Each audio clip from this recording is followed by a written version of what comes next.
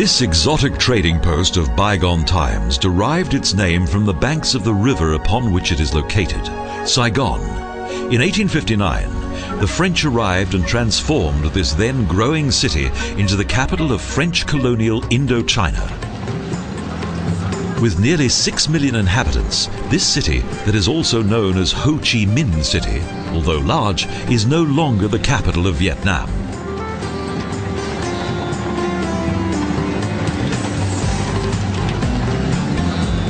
Following the eventual withdrawal of both the French and the Americans, the city has prospered once again.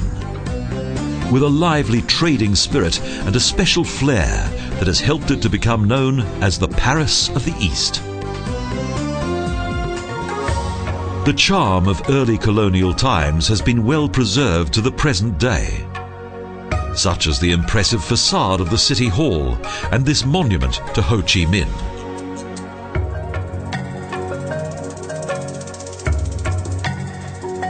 And also one of Saigon's most well-known landmarks, the Opera House that was completed in 1899. A splendid building in colonial Baroque style with seating for 800.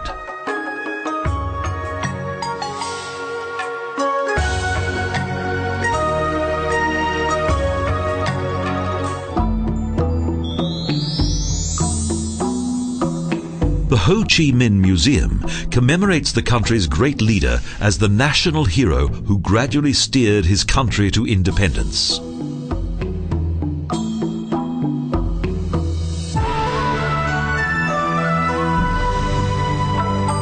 In 1911, a young man called Nguyen Tat Tan worked as a kitchen boy on a French passenger ship bound for Marseille.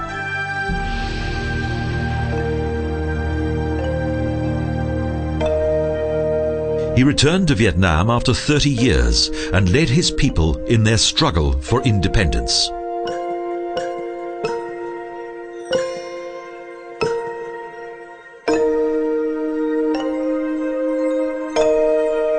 As Ho Chi Minh, he led the revolution against Vietnam's colonial masters, and finally on the 2nd of September 1945 became the first president of the Republic of Vietnam.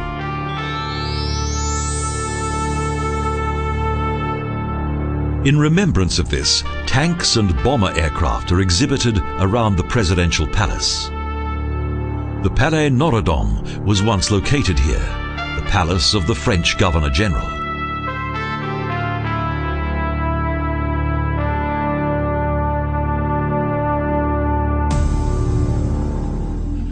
History was made here. Bao Dia, Vietnam's last emperor, was dethroned by the Catholic Ngo Diem, who was in turn assisted by the Americans.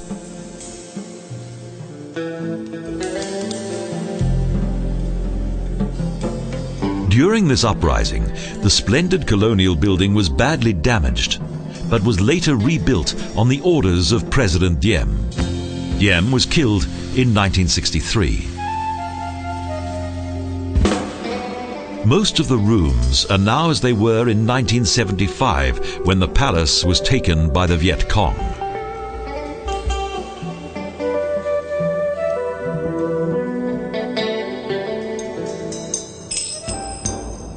Including a central office on each subterranean floor, with old-fashioned telephones, huge computers, and maps hung on the walls.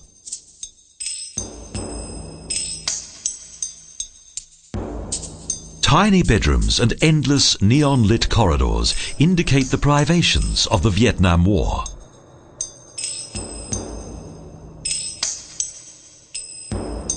The palace has now been transformed into a museum.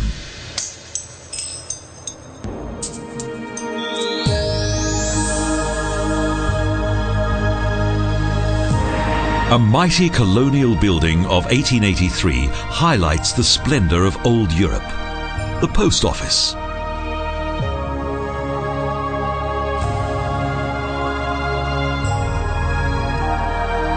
With its colorful glass windows and cast iron gratings and balustrades, it's more like a European train station than a post office.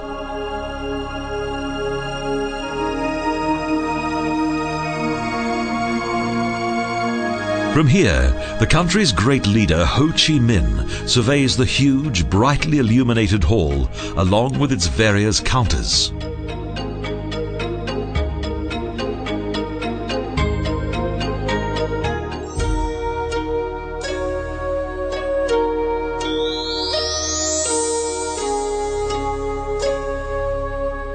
The History Museum was built in 1929 according to Neo-Vietnamese design and features a large range of fascinating exhibits from each epoch of the country's history. Statues, pottery and other artifacts of various epochs are on display in various atmospheric rooms.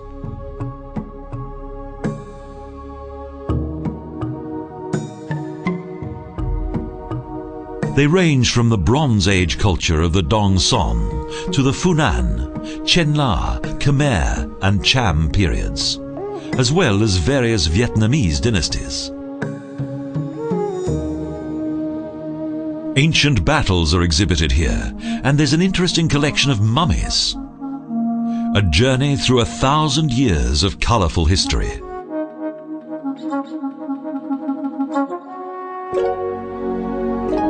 The museum has a total of 14 exhibition halls, each of which covers the most important epochs of the country's history.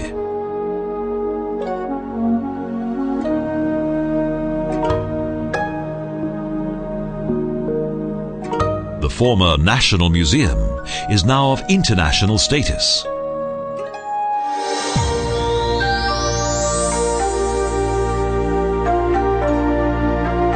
The Botanical Garden was created in 1864, also during French colonial times.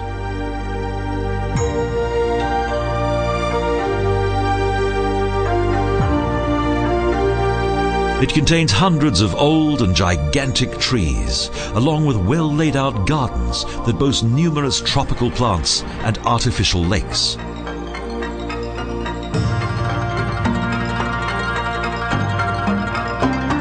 A splendid park with greenhouses and pavilions, located in the center of the city. There's also a small zoo with elephants and various other animals. It's very popular and attracts those who want to escape the constant hustle and bustle of this busy city.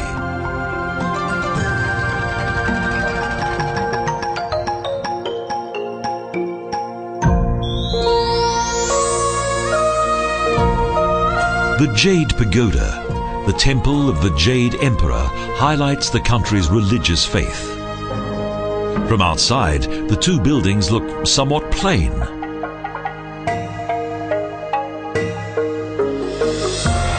Although the temple was built in 1909 by Chinese from Canton and is dedicated to the Taoist Jade Emperor, Buddhist gods are also worshipped here.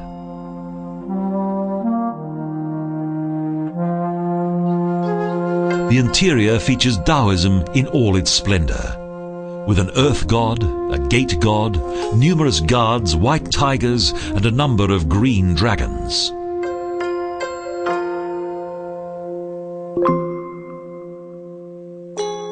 Tao means way, origin, nature, and primeval principles. The term originates from the Chinese religion and demonstrates the fundamental ideas of Chinese religious belief.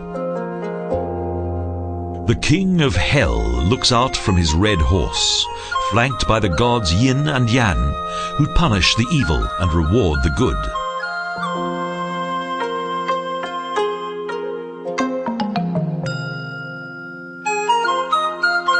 Stern judges survey the 10 hells of Taoism.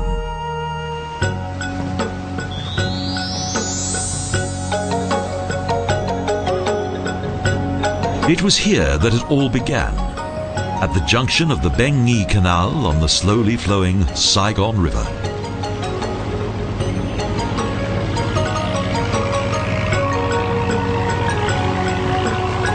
The cathedral once used to greet those who approached by ship. It once overlooked the flat-roof buildings and nearby marshland.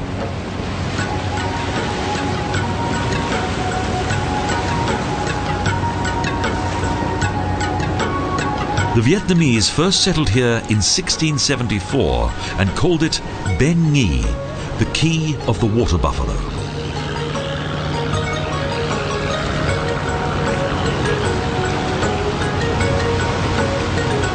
Today, huge container ships from around the world lay anchor here and offload their immense cargoes, both day and night.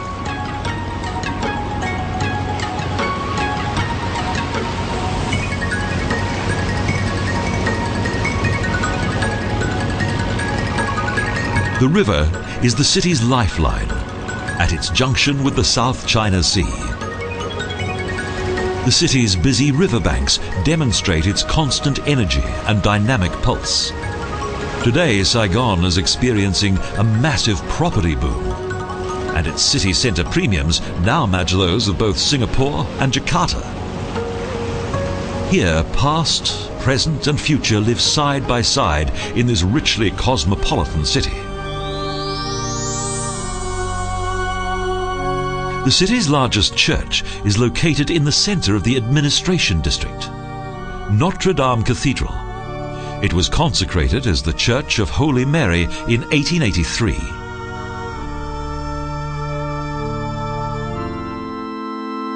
Its lengthy and bright interior was constructed in only 6 years. However, the building was not fully completed until some time later.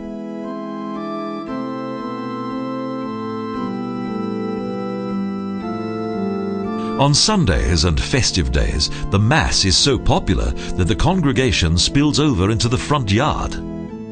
Here, Catholicism is enjoying a new lease of life. This red brick building of neo-Romantic design with towers that are over 40 meters tall was built in the area of the Royal Citadel.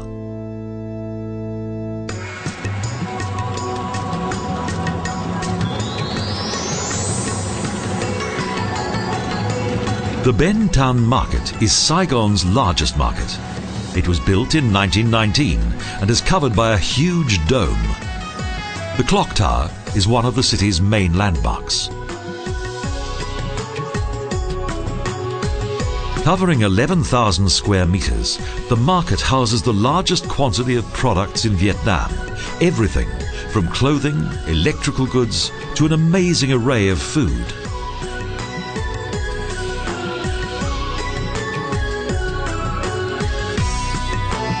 Both fruit and vegetables are beautifully displayed, a pleasure for the senses. Haggling takes place, and tiny kitchens inspire a healthy appetite.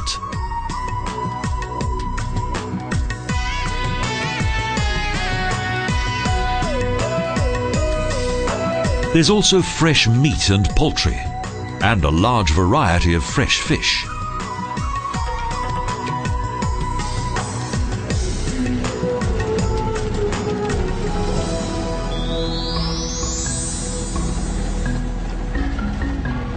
In addition to Buddhist temples and Catholic churches, Saigon contains various other sacred buildings, such as the impressive Mariam Man Hindu Temple.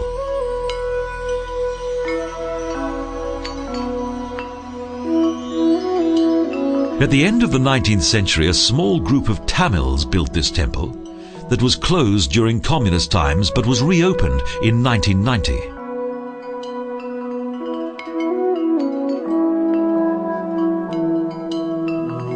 The Vietnamese are very tolerant in matters of religion and find here the ideal opportunity to select the appropriate goddess for their prayers.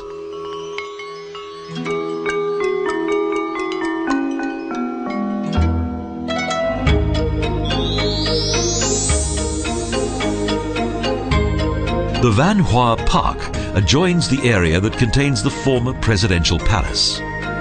It's popular with the local people, an oasis of relaxation.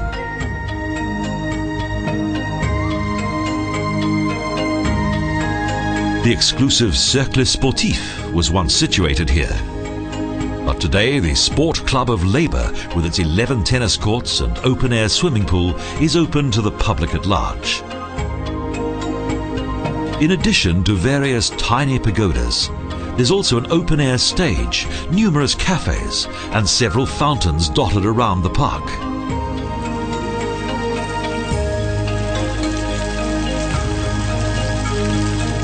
There's plenty for children to do here as well. At weekends, the amusements are full, and everyone takes time out to relax.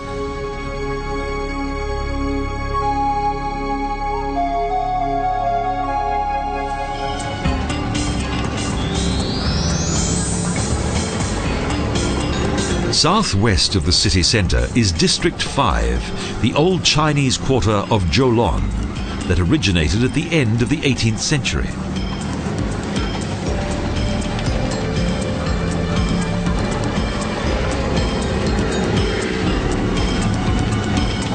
The name Jolon means big market. A lively commercial district with many family businesses conducted in crowded shops and narrow lanes.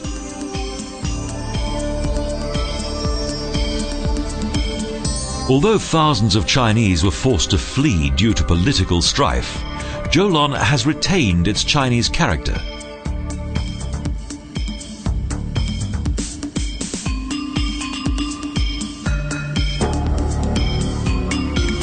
From early in the morning until late at night, both tradesmen and cooks are kept extremely busy.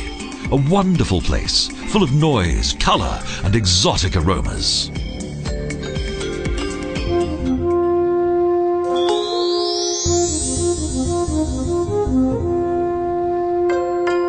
The wealthiest temple in the heart of Jolon is dedicated to the patron saint of seafarers. The Tianhao Pagoda, built by the Canton Chinese in the 19th century.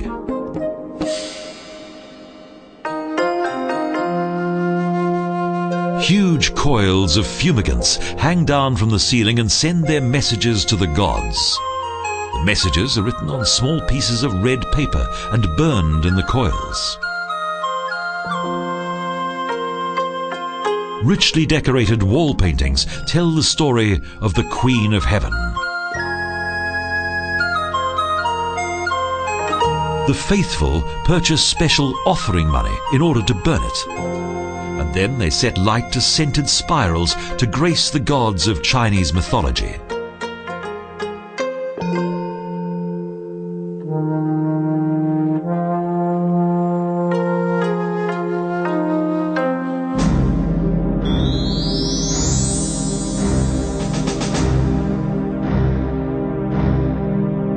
The young visit the War Museum to learn of the country's saddest chapter of recent history, the Vietnam War.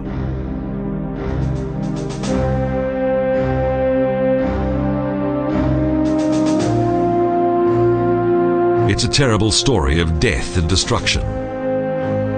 Following the assassination of Diem, who was an ally of the Americans, chaos began to spread across the whole of South Vietnam. One coup d'etat followed the other, until after further escalation, the US Congress authorized that the American army be sent to Vietnam.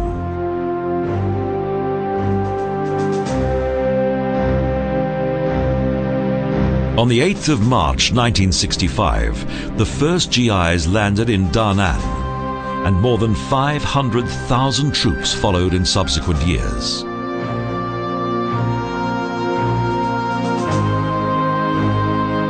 $14 million tons of bombs and armaments were dropped from the skies, and 40 million litres of the poison gas Agent Orange was sprayed across the land.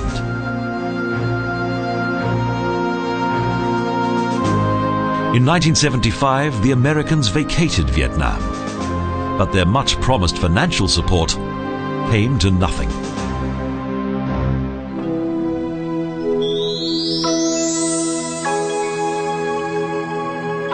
The history of the Giak Lam Pagoda can be traced back to 1744, when a small temple first originated here.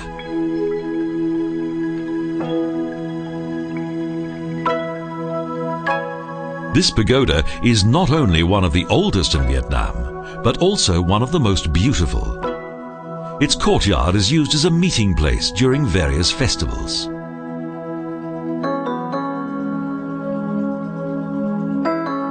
roof of the main hall is supported by 98 wooden columns and is decorated with white blue china and embellishments.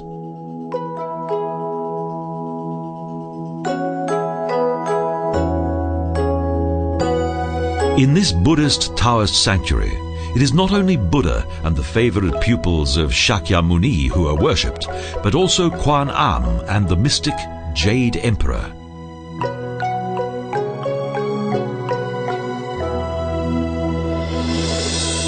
The 10 Kings of Hell are masterly carved works of art. They stand guard over the righteous. Here one's duty and moral consideration is of the utmost importance. The mystic philosophy of Lao Tzu is also featured here.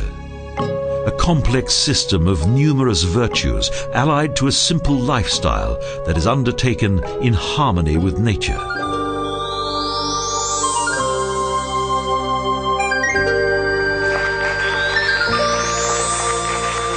Traditional ceremonies are extremely popular in Vietnam, such as the wedding ceremonies that are alive with both music and dance.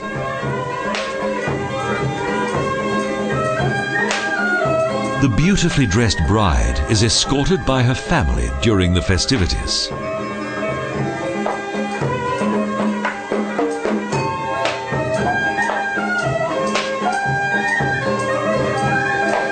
Such events often last for several days, and several entertainers perform their numerous skills. A time of family, of friends, and much celebration.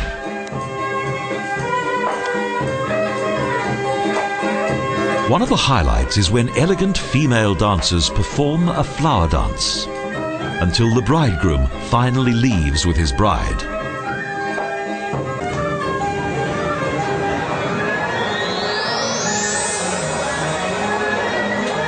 Traditional Vietnamese dances are performed in the royal show.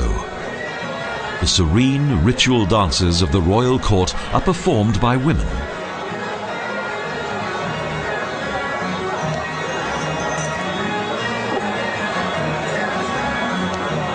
Both costumes and mime typify each character, and the melodies combine Chinese music with the melodic music of the Cham.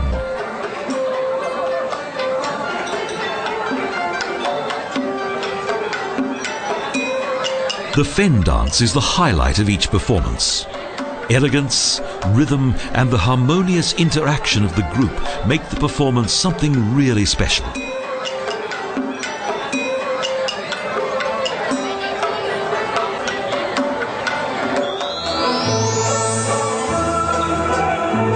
Both music and acting have a long tradition in Vietnam and are closely related to each other, as theatrical performances are usually accompanied by music.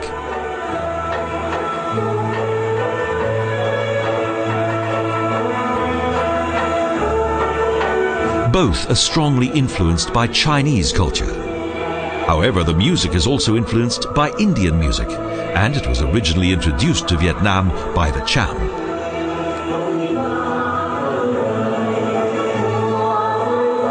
It is said that music and dance reflect the character of the population. Thus, the Vietnamese are a very charming and fascinating people.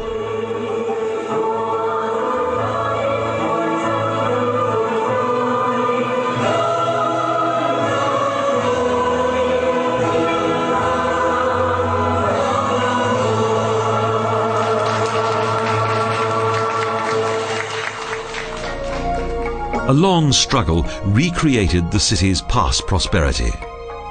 A struggle that has proven to be well worthwhile.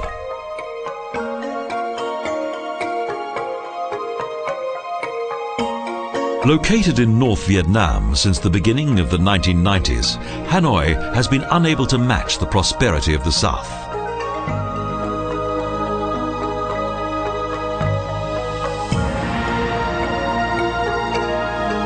Sai Gon's dramatic past began with it being a small fishing village, followed by its development as the Paris of the East, and then as an American garrison city, until it eventually became South Vietnam's modern metropolis of today.